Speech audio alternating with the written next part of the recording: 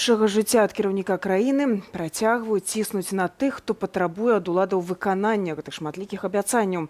Актывістам па ўсёй краіне даюць штрафы і суткі арышту за абарону курапатаў, за маршы недармаедаў, за нацыянальную сімволіку.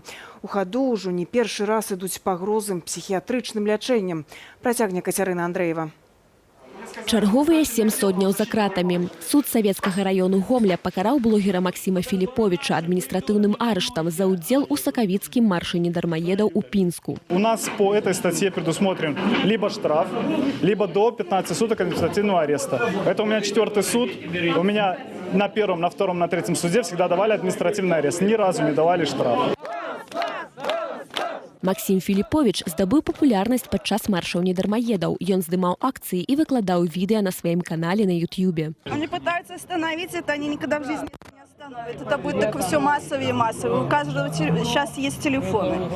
Они это не остановят. А спыніць спрабуюць усімі сродкамі. Гэтак палітыка Алеся Абрамовича суд накіраваў на прымусовую псіхіятрычную экспертызу. Сёння яго судзілі за несанкцыянаваную акцыю, якой палічылі сустрэчу паплечнікаў ля спецразмеркавальніка на Акрэсціна. Беларуская судовая система імкліва вяртаецца ў ганебнае савецкае прошлое, ў ганебную савецкую мінуўшчыну і спрабуе ўжываць псіхіятрыю ў карных мэтах для падаўлення іншадумцаў.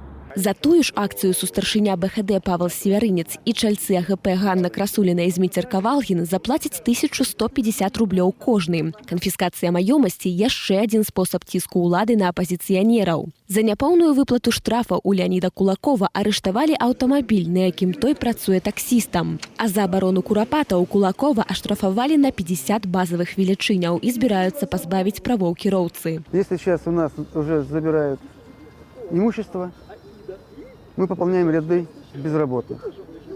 Нельзя государству лишать права на труд людей. Вот, допустим, у меня машина – это мой хлеб. Она лишает меня работы. Именно за мою гражданскую позицию.